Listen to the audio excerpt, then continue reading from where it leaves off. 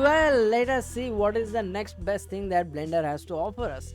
With that being said and done, we will jump to the third part of the camera.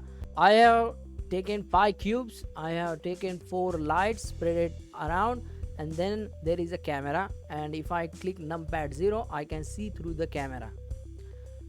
So after depth of field, the next option is the sensor size. What actually is sensor? First we will be seeing that. Let me write here camera sensor. So each and every camera has a sensor which will capture light, and that light is converted to photo. If we remove this sensor out of the camera, it will be visible like this, and it's something like this. And each and every device will have sensor size according to their requirement. Mobile phones will have smaller sensor size, professional camera might have larger sensor sizes. So that kind of sensor size we can set in Blender. So what it defines is how much of the area can we see is defined by sensor area, sensor size. So I will come over here, keep my mouse over here, and tap backspace. You can put it on auto mode, or you can change it in horizontal direction or in vertical direction. You can change the height of the sensor size. I will put it on auto and change the size to its default value by hitting backspace. Safe areas. Before showing you safe areas, I will bring on Alt H to unhide this plane which was hiding out there, and I will click on camera, this dotted line of camera, and here we will find safe areas. I hope you are able to see this on YouTube. These are very fine dotted black lines, and this defines the area inside which the title should appear and the area inside which our action should happen, be it something moving in a movie or something happening on an ad. It should be inside some area. That kind of requirement can be defined through safe areas. Background image. For that I will hide this plane. I will once again select the camera, come to its object data properties, and click on background images. What it actually does is, the moment I click on add image, it adds an image, and we have to open an image. And then I can find an image and select this thing. This is a square image. Look what happens. It gets stretched. Now what can be done? Let us see. First of all, we can change its opacity. Before changing the opacity, I will show you what depth does. It will either keep it behind our 3D objects or bring it in front of 3D objects. With opacity, you can change the fading of our image. If you want, you can fit the image, keep its size intact and within the camera aspect ratio. If you want to crop, you can limit the camera, you can extend the image to its limit, but it will crop the other parts of the image. That's why I have intentionally taken a square image. What you can do is then you can change the offset value in x-axis. You can move the object in x-axis. You can change the object in y-axis. You can rotate the object.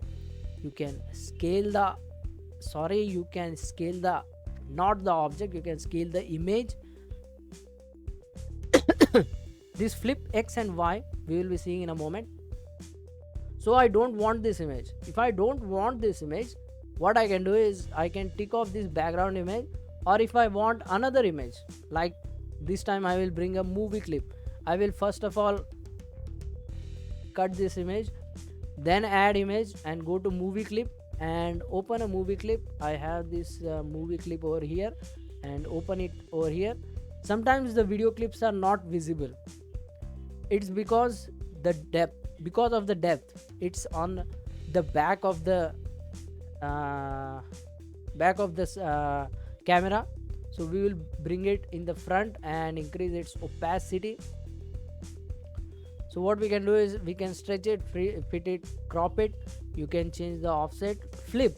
You can flip it horizontally, or you can flip it in the y-axis vertically. That's what you can do. And I will cut this thing, and background image I will tick it off. Viewport display. What you can do with viewport display is, how much should the viewport display of camera will, any properties of camera are not changed, how it is shown in the display in the 3D viewport, that is defined by the size. If you want, we can keep a big camera so that we can see it from far away, or you can keep it as small as you want, as you like. It is not going to change the zooming of the camera.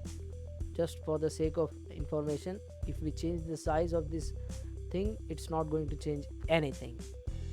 Limits is going to show you where is its depth of field. Limits, it is going to show its depth of field and its end point. And mist is going to show you where the fog will start and where the fog will end. Sensor size, sensor will be visible through camera. When you see it through camera, only then the sensor is visible. This is the sensor of this camera, and name of the camera is visible over here. If I tick over here, the camera's name is visible over there. You can have more than one cameras and it is named accordingly. So I will remove this. And one of my most favorite and wonderful part of Blender is pass part out. What it does is, it will either darken the area around the camera and only show what camera sees, or you can partially let it show what is beyond the camera's access. This is very important and very useful when you are deciding shots and deciding the camera's movement in the shot. And if you want, you can completely put it black, or you can completely switch it off. Passport is one of the most wonderful features I found in Blender. And along with that, you have composition guides. You can use rule of thirds. There are very faint dotted black lines, which are known as rule of thirds. For those who don't know, I will just give one example. RULE, rule of THIRDS, rule of thirds. It is a very simple rule. Any image, if you want an object or a subject to be prominent in that image, you just put that object or subject in the intersection of the lines. Just keep it at the intersection of the lines. And one more thing, just keep it at the intersection of the lines or over the line. And one more thing, wherever he is seeing, make sure that there is nothing very important there. There is just forest, nothing very important. Dog is very important. Here the dog is very important. Besides this, ice is not that important. Here the woman is important and nothing else is that important. And if required, you can break the rule. It's not necessary. You can break the rule as per your requirement. Those are composition guides. You can put it according to center. I will bring the plane back by Alt H so that you could see the guides. There are different types of guides given.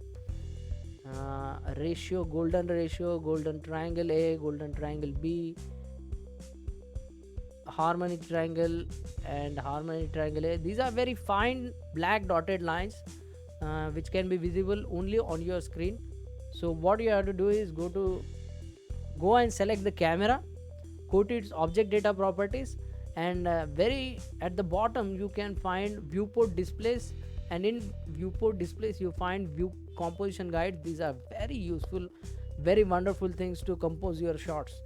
And I will keep it up to here. So if you like this video, hit the like button, hit the subscribe button, and make sure that others also subscribe to this channel. With that being said and done, one more thing that I want to share with you is what you can do is you can financially support me through Google Pay, Phone Pay, Paytm, Beam UPI app on phone number 9049410365. Phone number will be given in the description, or you can go on Patreon page. Links will be given on the description as well. For those who don't know what actually Patreon is, you can go in your search bar and you can either click in the description, or in the search bar you can go and search for patreon/BLENDERVEDA Veda, and patreon.com. Don't forget .com. Here I have created a page of Blender Veda, and you can support me financially monthly. This will be providing me a supply of money with the help of which I will be out of a day job and be fully committed to this supply of immense knowledge. So with that being said and done, try to see it, learn it, understand it. I will see you in the next video.